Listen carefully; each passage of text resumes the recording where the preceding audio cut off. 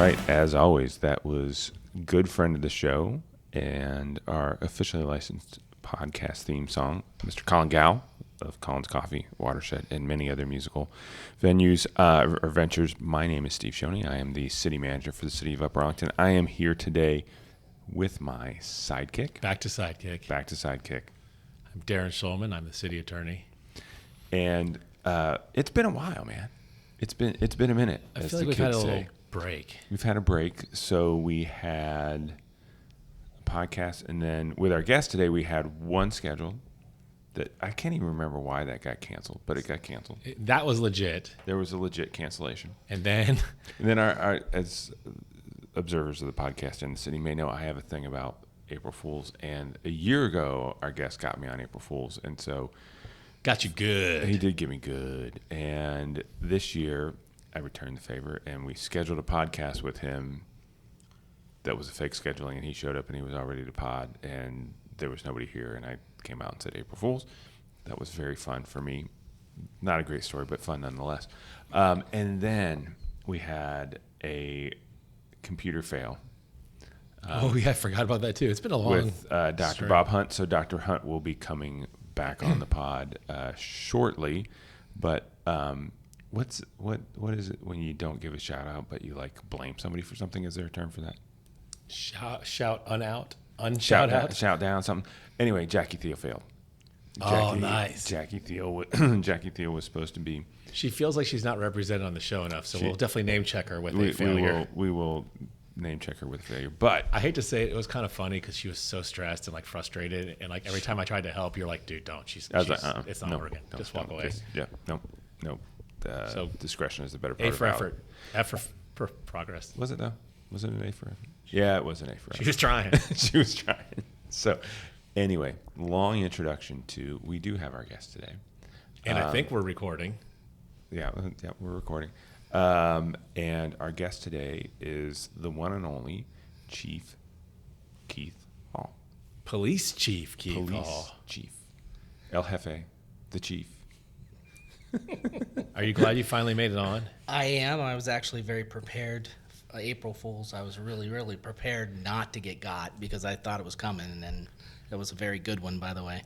Yeah. But I'm ready to do this. Okay, you ready? You've listened to a couple, right? I have listened to a couple over the how many years that you've done them? We're pushing like 4 or 5. I think we're in 4th year, I think. Yeah. Yeah, I got at least 4 in me. Okay. All right. One of you. That's on par for. It's actually higher percentage. Yeah. That would make you a power listener. So we do something at the beginning of every episode called Start, Bench, Cut. We're going to give you 3 things. You have to say which one of these would be your starter. You'd come back to it over and over and over again. Which one's your bench player? You bring him in when you need him, and the other one you can never use again. Period. End of story. And this one's police themed. In a desperation moment. Well, this one's police themed. I will say we had something, and there were a couple ways that I was going to play this because we asked all our guests to give us a couple examples of things in their life that we might not know about. And one of the things for you was that you like fantasy books. I do. And I thought about actually starting a new tradition where we give our guests passages from, if like say a book, we give them a passage. And fantasy's made a rebound in popular literature, but with a twist, and it's the romantic fantasy stuff. I thought about finding a passage from something with Fabio on the cover. No, they're kind of like that, but something like from the Fourth Wing series or something like that, and asking Keith to read it. What kind of fantasy books do you like, sir? I'm leaning more towards like the Sword of Shannara and stuff like that. Yeah, I don't. It's not really. I'm not into the romance. I think fantasy. Steve was trying to get you, but I knew where you were going. But we actually do like having you as our police chief, and having you read some of those probably would have gotten probably all 4 of us fired. Yeah. So anyway, this is slightly less risky or risque. I'm all for that. Yeah, risky or risque. Yeah. So anyway, our theme today is movies with the word cop in them. Beverly Hills Cop, RoboCop, Paul Blart, Mall Cop. You know, see, where's Cop Land in that one? That one's Oh, snap. That's actually like a real movie, though. that was a great movie. Yeah. I thought about it. I thought that was one of the options. So we can come back and talk. We'll come back and see where that place is in. Because you've got another one you wanted to add to the list too. Well, my backup. Okay. Okay, so you got Paul Beverly Blart, Beverly Hills, RoboCop. There's only one right answer here, bro. I think you got to do Beverly Hills as your start every time for me. I mean, it's probably. But I'm a little older, and I really like that movie. Classic. And it's got sequels. Yeah, and you got You got the whole Eddie Herbie Murphy, Hancock music going. Yep, 2 very good character actors in there. The Nanny and the Tailpipe. Yeah, for me, I think that was my start. And then on the bench. Yeah. You can watch this like every once in a while, but it's not in your DVD collection any longer. You got to wait for it to show up on Saturday afternoon on TNT. Yeah. I think that's Paul Blart Mall Cop. Bro. I gotta do that. RoboCop is at one time. There's 2 versions of it. I'm not, it's just. RoboCop is like the best. I threw you guys off. You weren't expecting that, right? No. Darren's ready to walk out. I'm done. I'm taking the headphones off. Sorry. Yeah, I think RoboCop is. The first one, I really liked the first one. Yeah, I like can live with that original. one. Yeah, but the second one. Is the second one like a redo or is it a sequel? They had a sequel, and then they had like a weird third sequel where he had a jetpack. Yeah. And then they did a reboot where he wasn't silver and it was stupid. Yeah. The best thing about they have the drone that comes off his back, and that's kind of cool. Yeah. Man, when I saw that, probably way too young because it's like a hard R Yeah. rating. I was like, this is the greatest thing I've ever seen. Like at the beginning when that dude gets like that. Well, anyway. Yeah. It's also got the guy from Kiss in it, the original one, doesn't it? No, it doesn't. Not that one. It's got that's a different one. The bad guy is the dad from that 70s show. Yes. Oh, that's right. Clarence Boddicker. I have this in my head, man. Like that's the character's name, not the actor's name. So yeah, sorry, but you stink, man. Sorry. I'm here to know. disappoint. I think Beverly Hills Cop is probably the consensus #1, so I can't fight with you even though I disagree with you. Yeah. No, but I can see like there's a logic to it. You're not a like sci-fi shoot 'em up. You're leaning towards the comedy. I get that. Okay. So my backup did not have Cop in it, but I think I just want to know your opinion on the Police Academy movies. The first one's great. Yeah, after they started getting ridiculous. Kind of really too. bad after that. Like the criminal guy then started joining them and all that. Yeah. Yes. So I thought about going Naked Gun on this too. I thought about throwing Naked Gun in there and the remake. they just did one. Yeah. So you told me about Copland. So Copland's great. It's I don't know if I've ever seen it. It's Stallone. He is like the cop of a town where basically all the police from the big city live. Basically New York. Okay. And he's the sheriff there. That's why it's called Main Copland sheriff. because he's a sheriff. Yeah. So it's like some place out on Long Island. Yeah, and they have a detective who gets in a shooting that's not a good shoot, and basically jumps over the bridge. But he ends up making it back to the town, and he's hiding in the town. But the town is I can't think of the main actor that's. Yeah, I don't remember He's either. a- I just yeah. remember Stallone. He was the main actor that's the bad guy who's a cop is harboring him. So, and it's actually really good. I mean, he's got a deputy and he's like deaf in one ear. Yeah, so he it was couldn't kind work of for it was a New more nuanced Stallone role than like your Rambo or your Rocky at this point. Like he was kind of having some depth to him, right? They actually he had Oscar talk, which for Stallone, other than writing, Yeah. that was pretty big for him. Cool. All right. So which one would you rather watch right now? Police Academy or Copland? Copland, no doubt. Man. Darren's I'm just thinking of all the quotes from Police Academy in my head right now. Can't say any of them on the podcast, but No. do you like as a being a police officer? Do you like police TV shows and movies, or do they kind of drive you nuts because they're so inaccurate and not real and stuff like that?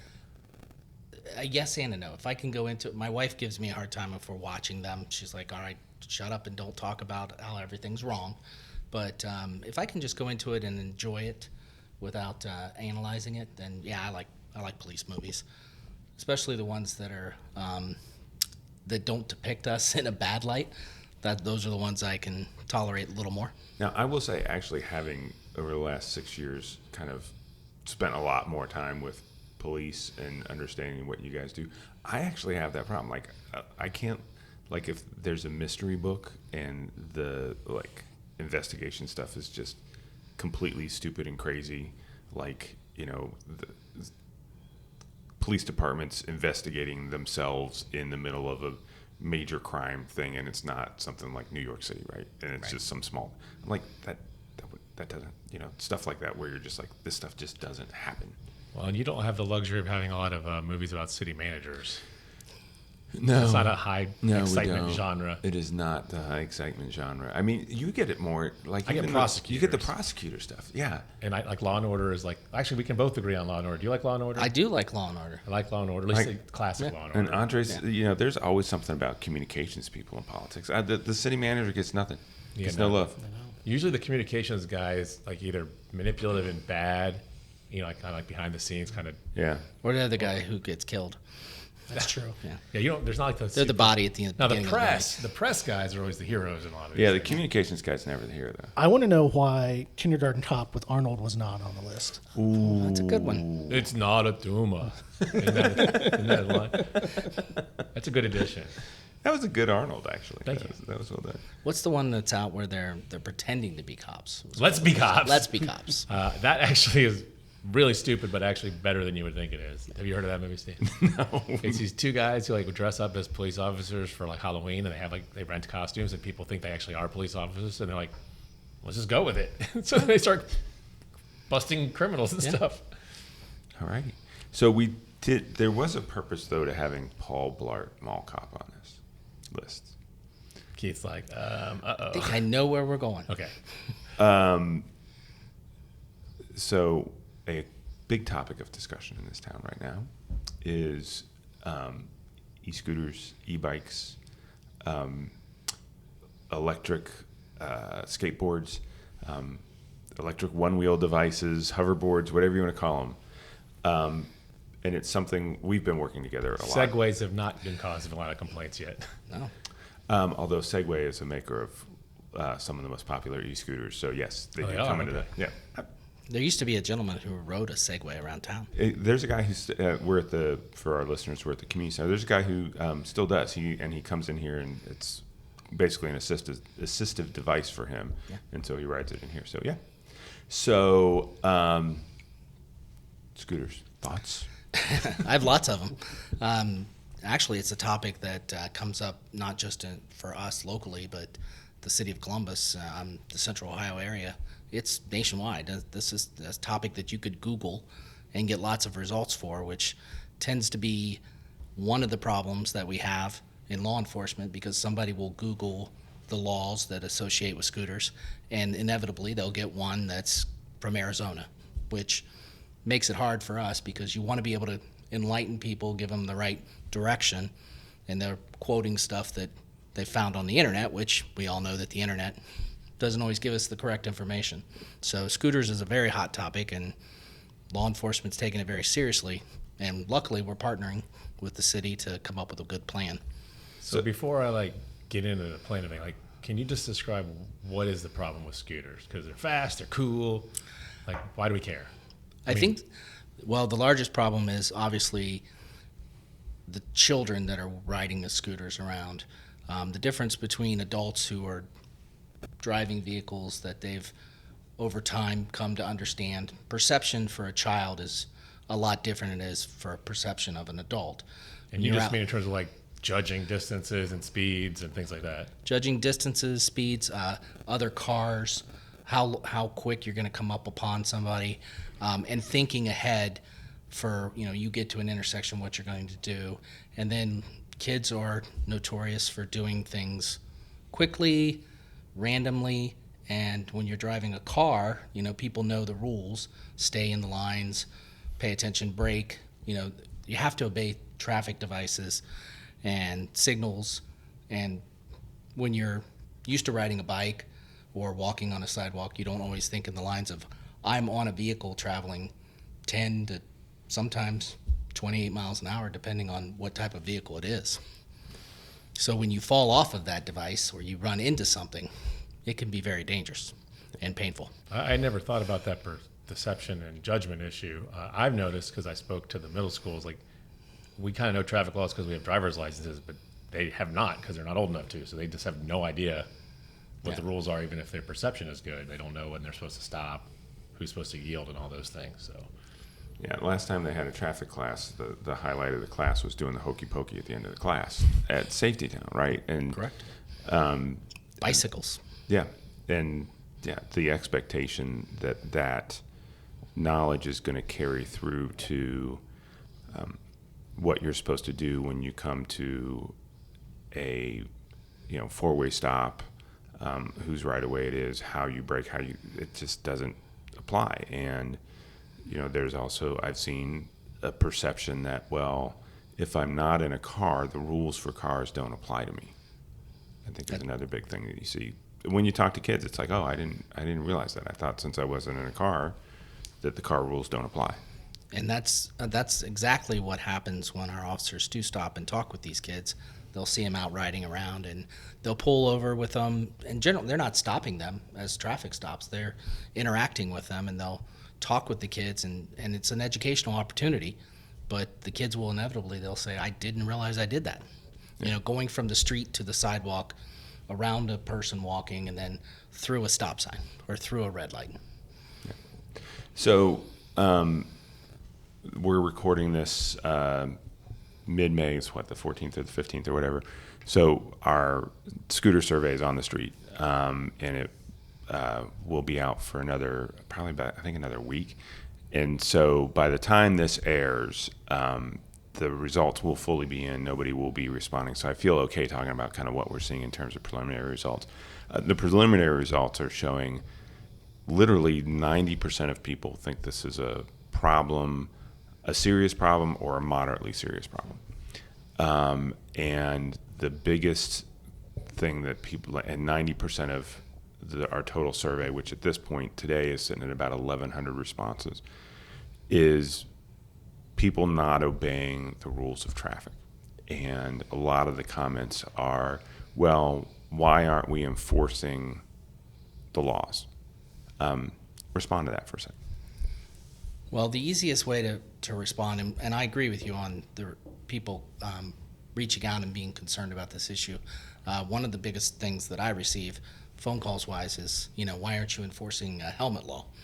And it's easy to say the answer to that is we don't have a helmet law. But as far as the interactions that police officers have with individuals when they're breaking the law, especially when it's traffic related, it's easy to say it's easy to say that people don't break the law when they're police officers in the area. So people will call and complain about, I have a stop sign problem, say Highland and Criswell, and it's a three-way stop sign there, and people will run it all the time, is what the complaint is. Well, when there's a cruiser there, nobody's running the stop sign, they're stopping. But when the cruiser's not there, they're running the stop sign. Same with scooters. We can't be everywhere. We have 5 officers on the street with a sergeant every shift, and we're talking about almost 11 square miles, a lot of territory. Yep. And so it's difficult to be everywhere. When you have an issue, we might be up north.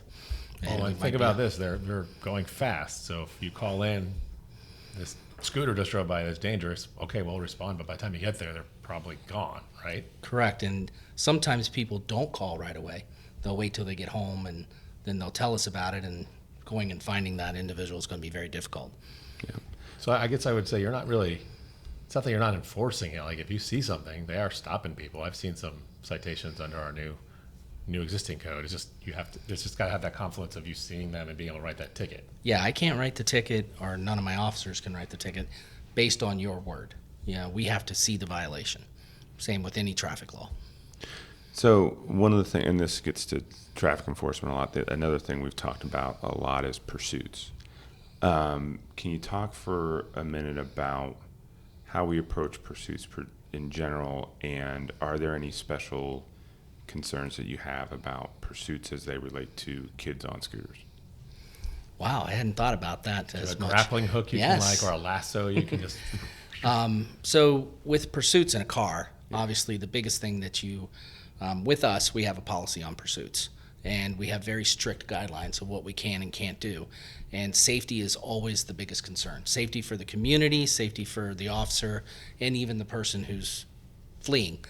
Our pursuit law, we've tweaked it with the help of Darren and yourself, and we have a pretty good policy to address those issues. There is the concern of a kid running from us on a scooter with a police car chasing them. I mean, that is a pretty big safety concern for the individual. I would be more concerned about the kid fleeing from us. Right. Because almost 99% of the time, they won't have a helmet on. Well, you don't want them like fleeing from you, going in the middle of the street and get hit by another car or something. That's the first thing, and then they're going to go off-road right away, and we're not driving a car off-road, and we're not going to catch them on foot. So that's... Because they're on a scooter, not because they're slow, Steve. Yeah. No, I was going to say some of our guys could catch them on foot. I've seen that. Some of our guys, although with all It the wouldn't gear, be me.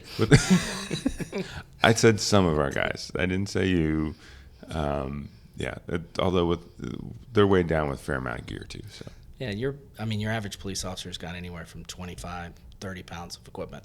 Yeah. Wearing boots. yeah, Now maybe one of our SROs, they have a little lighter uniform. They get out there and catch them. yeah. So I did want to spend a little bit. It's a hot topic. I wanted to spend a little bit of time today, kind of talking through kind of this whole thing.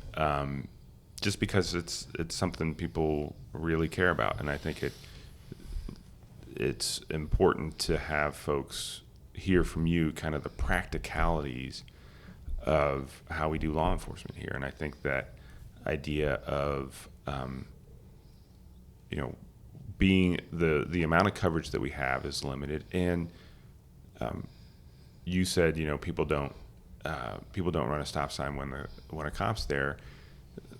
The way I say it sometimes is people do stupid things, but they're not stupid, right? They'll do stupid things, but if they see a cop there, they're not usually stupid enough to do it in front of a cop. Usually. Generally. And, that probability of them doing something stupid in front of a cop increases along with blood alcohol content. But, if people are in a good place mentally and are sober, they're going to see the cop and they're paying attention. They're going to see the cop and they're going to stop doing what is dangerous. So, do you want to talk at all about the ordinance we have on the books now that people might not know about? Yeah, go ahead. Talk about it a little bit. So we were having this problem. So we've talked about this. It's a challenge to figure out what's a motorcycle, what's a moped, what's a e-bike, what's a scooter, is this an e-scooter? So we came up with the section that's called transportation other than walking, which basically says if you're on anything that doesn't involve your feet, you have to follow the traffic laws. You can't have more people on the device than it's designed for. So there shouldn't be two little kids on a scooter, shouldn't have kids riding bikes on the handlebars, all this kind of risky activity.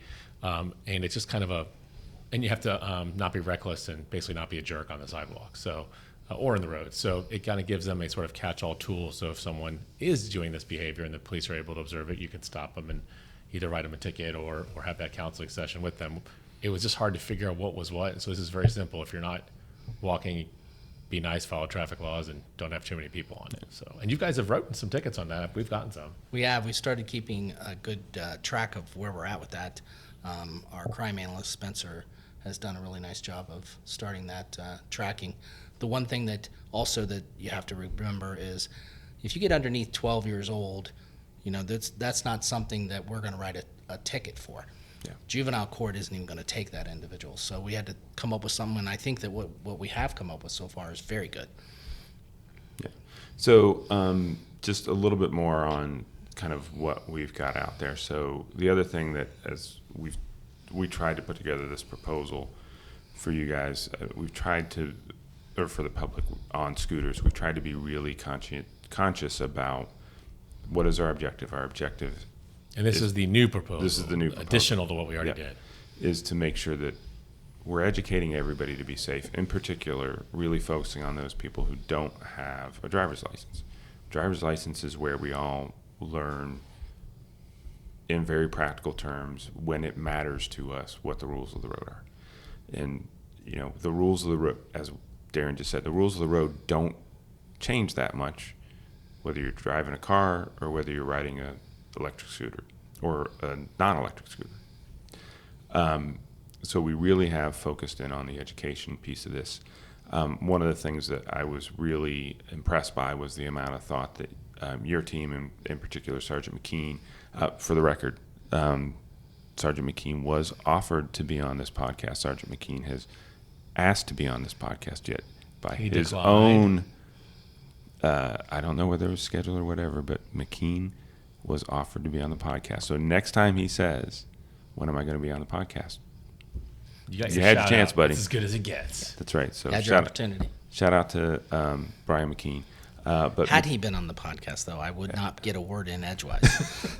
Maybe he's tied up somewhere so Keith can make sure he can talk. Keith made it. So now we understand. Keith made a scheduling decision to make sure that Brian could not be here today.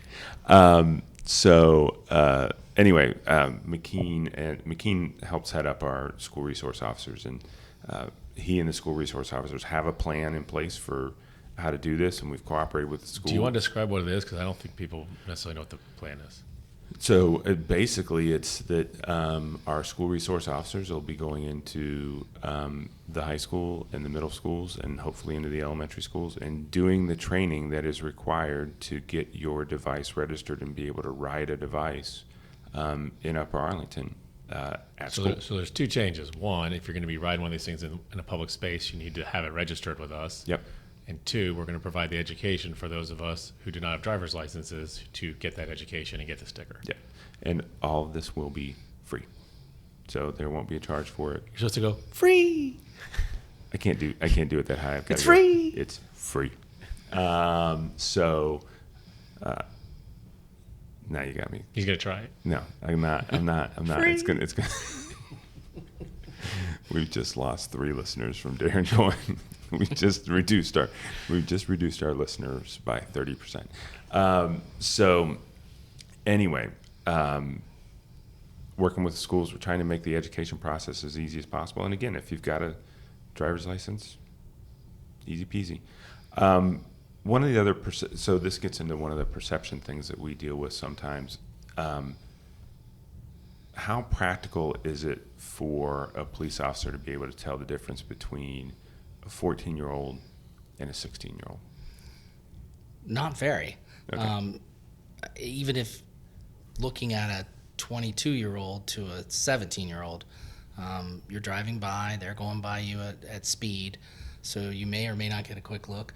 If they're fortunate enough that they're wearing a helmet, you might as well give it up. Yeah, we need a better tool than just saying you don't look old enough. So for people who are asking why are we having it be basically universal registration instead of just registration and required training for folks who are under a certain age, it's the practicality of enforcement. You can't, in real time, tell how old somebody is with any level of assurance. No, I mean, both of you guys look 21 to me. Thank you. I heard a rumor that the sticker is going to be pretty cool. Yeah, Darren wants the registration stickers to feature the two of us. I would be the adult one. And I would be on the kid one. Okay. So you're the bad one? Like, There's no bad, no there's bad. no good. Okay. It's just which one of us do you think adults, which one Okay. of us do you think the smartest 12-year-old boy you've ever met? You're going to wear the red sweaters? I hadn't thought about that. Andre's got a. We were thinking more just kind of Face. line art Yeah. kind of thing. Okay. Well, I don't know. Keith's actively wincing. Like, we caused him pain with this idea. Yeah, What was your idea for the sticker?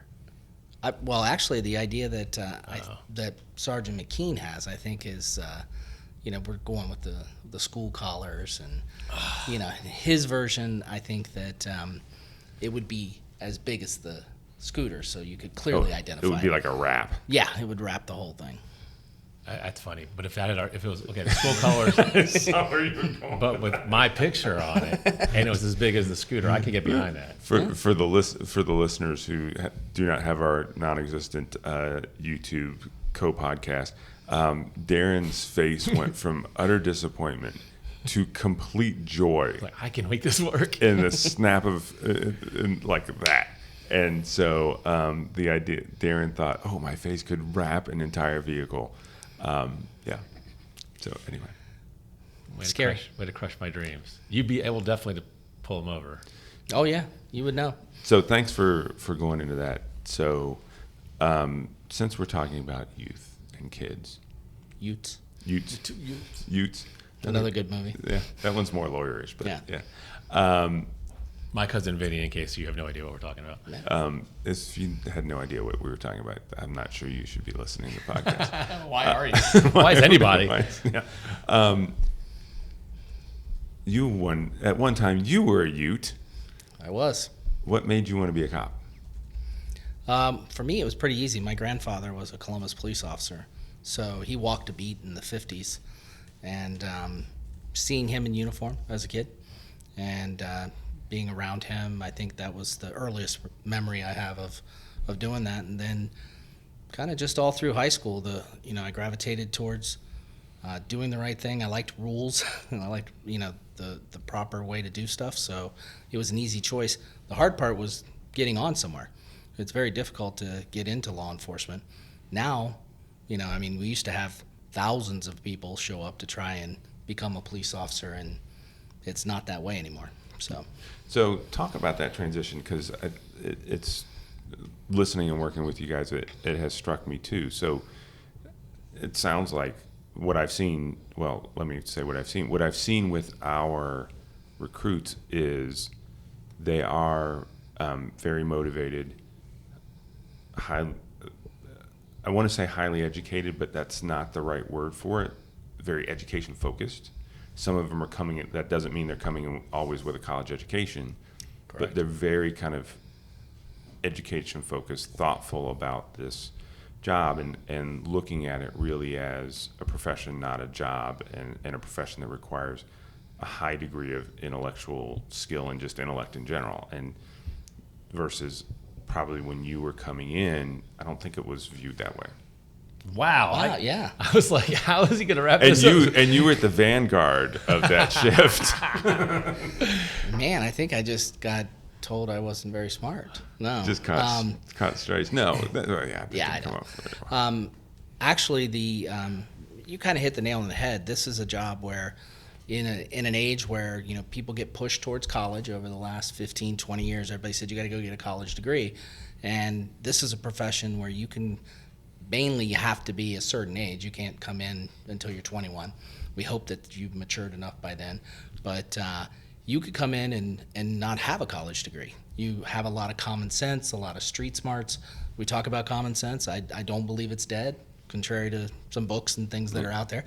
But I do think that you could do this job walking in off the street without a college degree. Now, we do have plenty of people that come in with college degrees, and we have a program set up where we reward you for having a college degree. The nice thing is back when I took the test, like I said, there was thousands of people. I took my Upper Arlington test with 600 of my closest friends in the Upper Arlington High School, the old one. So now, with the way we're doing things, National Testing Network, we'll get maybe 20 responses. The difference is, of those 20 responses, there's probably 17 people in those responses that are really good candidates. Now, the problem is I'm competing with the other institutions around me, with the Hilliard, with the Dublin. Yeah, just to give a little extra, when he talks about the NTN, it's kind of like a one-stop shop. So a person who wants to take the police test can take it there and send their scores everywhere, which is why you're competing, because they will send it to us in Columbus, and then they don't have to take 17 different tests anymore, which is easier. Like an SAT for... It's a lot like that, yeah. Yes. So the National Testing Network, I could be in California and take the test, and if I know Upper Arlington, then I could send my test scores to Upper Arlington, which I do have to brag that we finally do have. I say that all the time, and we finally do have someone we hired who came to us from California. Yeah. He took the test and took this opportunity to send his resume over to us, so we just hired him. Or we could have the local guy, which we just hired a local guy as well. So I'm excited about those things. The difference, I think back when I took the test, the process is 4 to 6 months. That part hasn't changed because we do a very, very thorough background. I like to think that we're a destination department. When I came here back in 2000, that was the reason I came, was people said, this is where you want to work. And now I think we're back to that in Upper Arlington. We had Assistant City Manager Jackie, who and I did interviews with 5 people, and all 5 of them said that they wanted to work here because this was the place to work. So I'm excited about that. Well, I don't want to give you any positive feedback, but I feel like I have to counterbalance Steve's question. So we have I our, really did not mean it to come up that way. have- I know how that came up. we that have way. our Friday basketball game for staff, and the police have been coming, and a lot of the younger guys are there, and they all talk about how well trained they are, how we have good equipment. It's just a great place to work. So I mean, it's out there. People come here for that reason. Yeah, and I inherited that. I mean, this is a strong department with a lot of tradition, and we've worked well over the years with the schools and the city. That's the one great thing about Upper Arlington and its residents. By the way, when you make a basket over one of them, do you just go, yeah, that's some training for you right there? My baskets over any of them are few and far between. I think I've become reached the point where I'm just the mascot. Like they let me play with him, and they're like, just let him do his thing, Don't make too much fun of him. But they're all very kind. They're all getting younger, so they're probably running around you. Are they getting younger? Yeah, I don't know. We were playing one of your guys, and I was like, "Hey, man, you're pretty good. How old are you?" He's like 22. I was like, "Oh, that explains. I like doubled your age." But no, they're very kind. So, what kind of things should someone know if they want? Maybe they have a kid who might want to go into law enforcement. I haven't been talking about this as much with you, but when I was in Delaware, they would go to the schools and be like, "Hey, if you want to do this career, there's certain things you shouldn't be doing right now, like lay off the drugs, that sort of thing. You can't put on your background, I gave up drugs. Oh, how long ago? Yesterday. So like, what are some things people should do early on that would help their future if they do want to go into law enforcement? Well, depending on the age, like in high school, we have great school resource officers. Officer Luke over there is doing a great job. When sometimes people start thinking about law enforcement at that age, you can do ride-alongs at any age. You just have to go on our website, fill out the proper forms. You can ride for, I think, up to 4 hours. So you can get like an experience to see if you like it or not. I think that you have to start thinking about integrity and what are the things that would prevent me from being a police officer. You mentioned drugs, but your driving record is another big one. So Right. if you're out running around on a scooter per se, but even just Crazy amounts of speed. speeding tickets, losing your driver's license. One of the things that financial Not responsibility, like misplacing it, but like yeah, Getting it taken from you by someone other than yourself. having that license removed from your possession. Yeah. And then we look at financial. You need to be a responsible person. Obviously, we're not looking for somebody who would take a bribe or something like that. And health, we are required as Ohio police officers to be able to run 1.5 miles and do a certain amount of sit-ups and a certain amount of push-ups just to get in the police academy. And everyone in Ohio has to be certified, so you have to have an OPATA certification. we forgot. We got to follow up with Keen on what the standards are for the police test to see if you and I can do the police test. I was next week. talking to him at the police recognition dinner, and he was describing. I was like, "Man, I don't know if I can do that. We can try it, yeah." We can try it. I don't know that I can do the running anymore. At my age, your age, you probably could do it. But Well, no, it's better for you because doesn't it? It's a sliding scale based on your age. It right? is, yes. Like you might get 4 days at this point. Like if you can just make it across, you If you can walk. Yeah. if I can walk it, I'm gonna speed walk you down the street. Steve's not that much older than me, but I can joke about it. And then we send you off to an academy, and the academy is anywhere from 20 to 22 weeks. We send you to, if you don't already have an academy, we send you to either the Highway Patrol, the Columbus Police Academy, and we formed a partnership with Westerville Police, started an academy. So we currently have one of the 4 candidates we just hired, or 4 people we hired, that's going through the Westerville Academy right now. Yeah, I just want people to realize that because there's always this kind of perception. Oh, you're just young and you're doing stuff, but it all kind of the clock starts over at 18. But some of that stuff doesn't start over when you're young. But on the reverse side, you've also said you like hiring cops who haven't been perfect in their life and who've made mistakes. Yeah, I think every one of us makes some mistakes, and you should never be deterred. It's just the idea of when you start thinking down that road, you got to start thinking, okay, what can I clean up in my life? And no offense to bartenders, I was, that's my profession before I got into this job. You were a bartender? I was a bartender. We should have thrown Cheers on the list. Yeah, It's not. It doesn't have. I don't think there's. It was cop shows. He was Ted Danson, or Hardly, Woody, or were you yeah. Woody? I think Norm might be. So Coach. yeah. So I have people that I have it. Well, our good Sergeant McKean was an IT And a photographer. and a photographer, and I think many other things. But I think he used to work for the CIA. could be. He's Liam Neeson. Yeah. So and then anything from at one point we had a school teacher in our process. So You've people had a few bartenders recently. Yeah. They actually we are, have.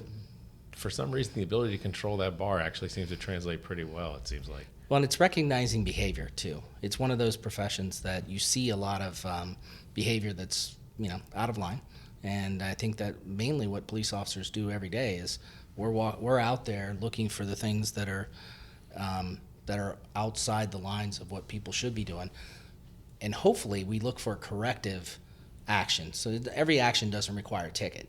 We have a lot of discretion in what we do, and I think our officers have a very good judge of what should and should not regulate or end up being some type of punitive type of action.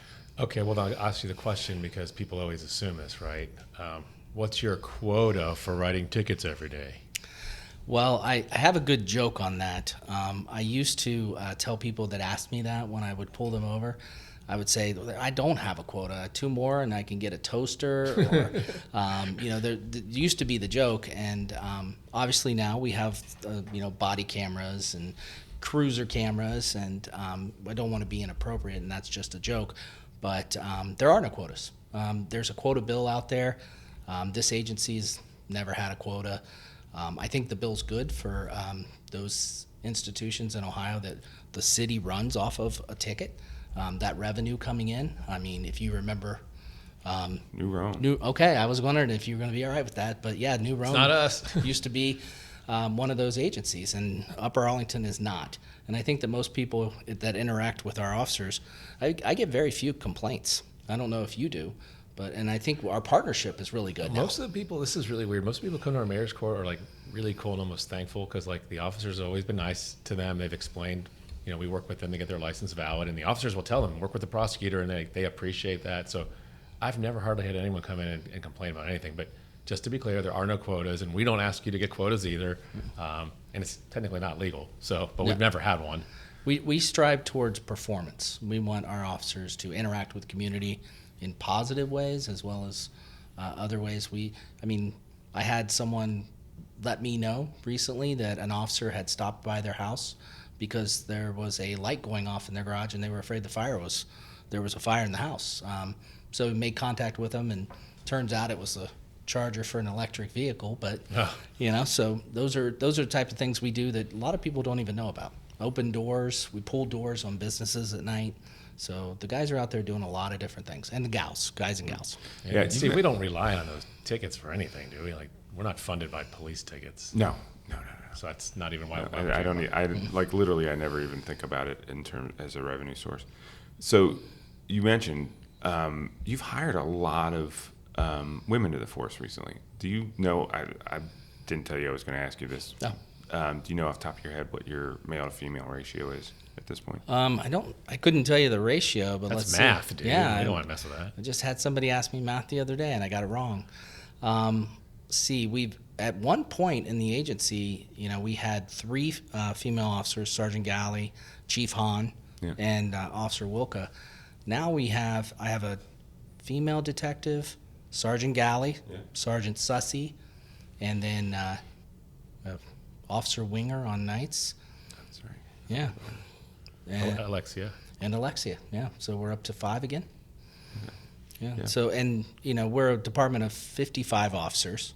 So 5 females. You do the math. I And can't. 3 and close to 10. I don't know. 3 of those 5 are earlier in their career.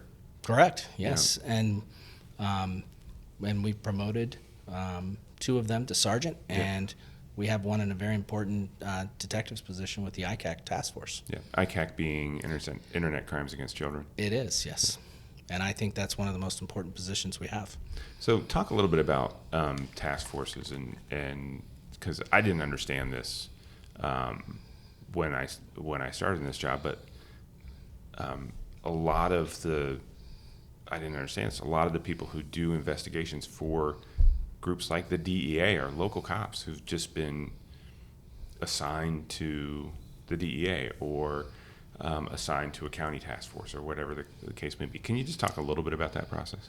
So those are our TFOs. They're task force officers, and Upper Arlington's very fortunate. We have had a partnership with the DEA since the 1980s.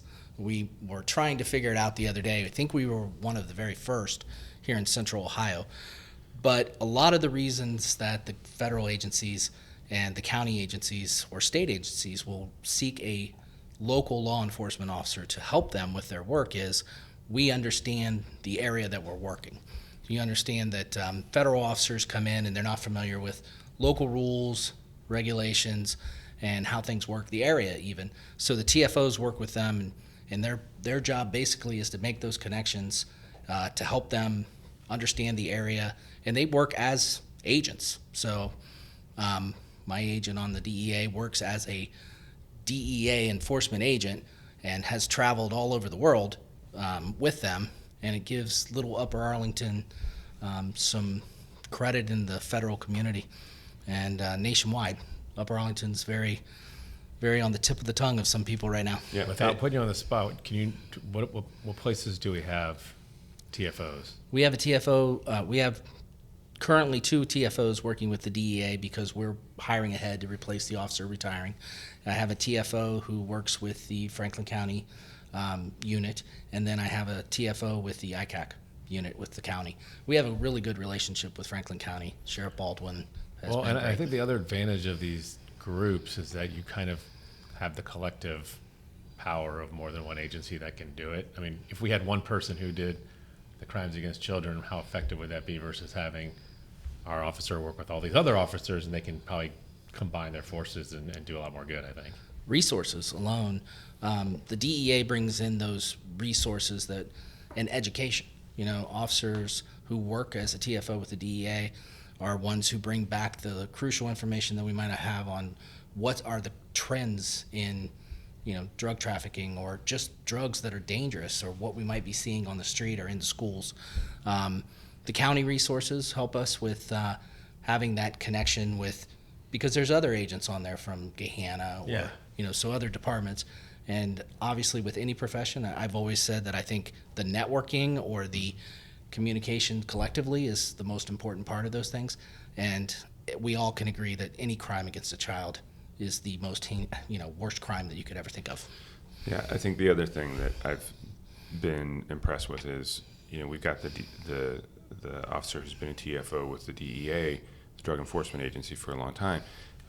That comes back and helps our residents, because if we've got a resident who's been somehow subject to some kind of an internet fraud, our ability to have our detectives that are sitting up at the building on Tremont Road call our officer who's assigned to the DEA and say, hey, how do I figure this problem out? And he's working day to day on international cryptocurrency transfers.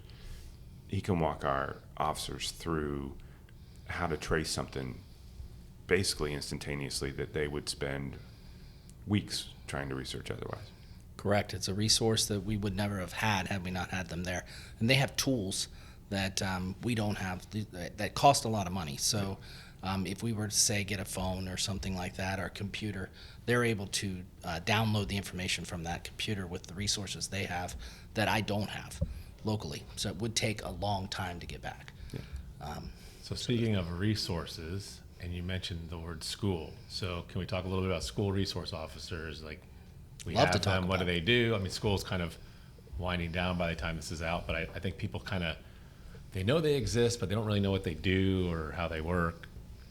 So the school resource officer program in Upper Arlington was basically started in 2015 when Officer Rice went into the high school as a school resource officer. We had a DARE program, and we had a backup kind of community relations DARE officer. When I got here in 2000, I know it started long before that, Officer Brandon and Officer Stanko were very popular officers. Those guys tend to be the most popular officers in the department. I don't think that you could go up to anyone in Upper Arlington and not know the name of Officer Wyndham. I mean, probably the most notorious officer in the department. But the school resource officer's job is to form those relationships with children early on, and even the schools, to understand how school functions, how they work. Officer Wrights did a great job of building that, creating the foundation, and Officer Lucas just jumped 2 steps higher with what he's done. Their main goal to be there is to provide a positive experience with the children, and also give them that layer of protection that we wouldn't have before. Obviously, we never want anything bad to happen anywhere, but should it happen, we have someone right there, right now, that can address the problem. You know what's interesting about your answer, and I agree with it. You did not say they're there to bust people. Absolutely. And I think there's a not. perception out there that SROs are just there to arrest people or something, and you listed a bunch of reasons why they're there, but that's not why they're there. No, they tend to advocate for the kids in so many situations that it diffuses the problem long before it ever reaches the point where we would be taking enforcement action. I mean, have we had an in-school arrest this year? I can't think of one. I can't think of one. Yeah. I mean, I can't think of one either, but it's if something needs to happen, you'll take care of it. But that's not the point of why they're there. We're not trying to police-ize the schools. And I think the connection that people have, knowing that, the police officers we can go approach them if we have a problem. That's the person we can go to if something's happening in my family, or even with a teacher or something. Not that hopefully that never happens, but the police officer is a person that they know and they feel comfortable with. That's invaluable. Although I'm a little annoyed because you said Wyndham is popular. When my daughter sees Hendershot, she is so excited. I'm like, I'm your dad, but I'm cool too. No. And that's very true. The DARE officers are they're number one. So Officer Hendershot, he has grown in popularity, and as Officer Wyndham kind of goes off into the sunset, I see him stepping up even more.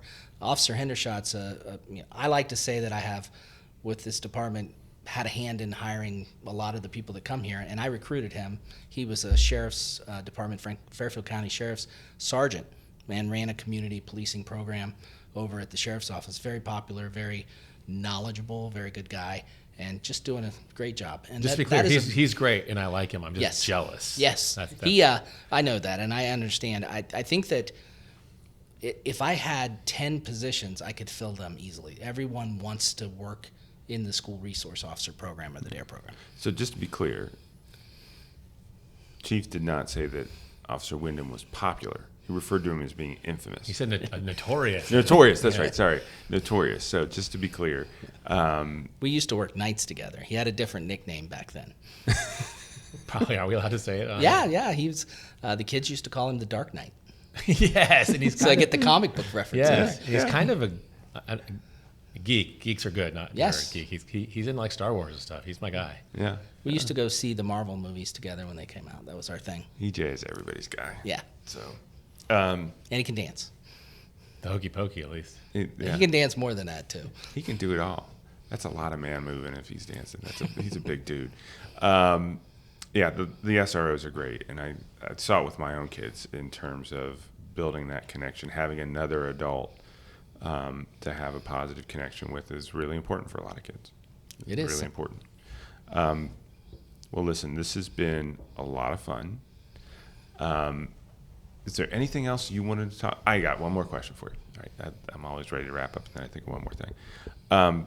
What is the thing that you see residents doing that you're like, oh God, could you stop doing that? It's making our life so much more difficult, or it's putting you at such a higher risk of theft or danger or whatever. Is there something that you see or you hear from the officers? It's like, people, come on. If you want my top 10, I could lay a few Give things me out. 3.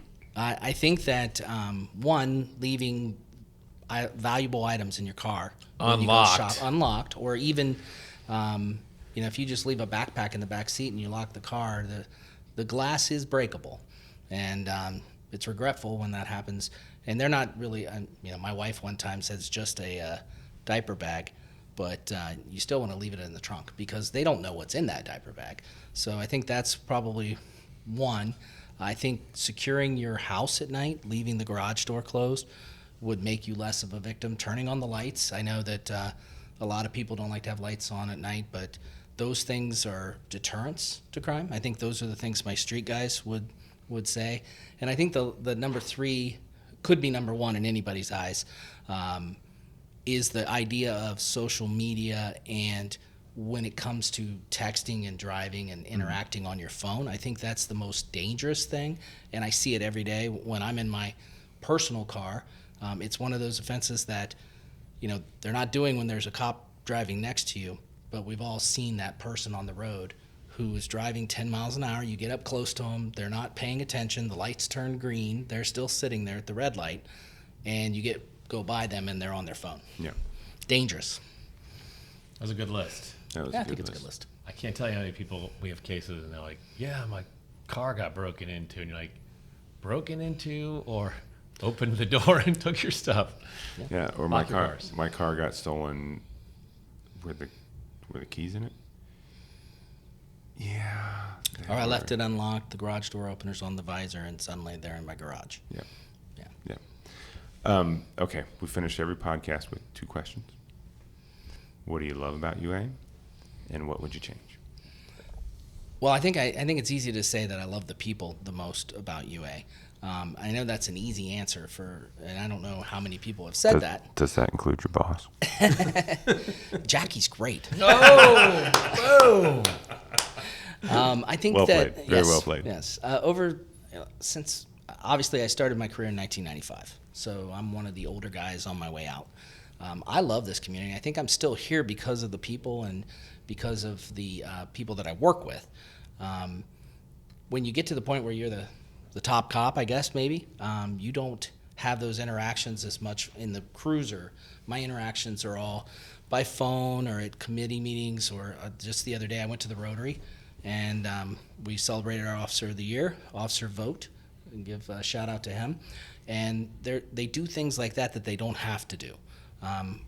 Everyone, when you talk about the trials of law enforcement over the last 5 to 6 years, it's been a difficult run. We didn't have that here in Arlington. We had a lot of support. So I think that would be the number 1 thing. I think we always have support from the community. The thing I think I kind of hit on already, social media is probably the thing that I can say that I dislike the most. This community is a great community, and I think social media is dividing it, and I think it's doing it to our nation, but I definitely think it's doing to this community. I really dislike when people put false information out there or misleading, and I love the fact that the city has hired someone to help us with social media when he's not, off traveling the world. Yeah, or or doing podcasts. Yeah.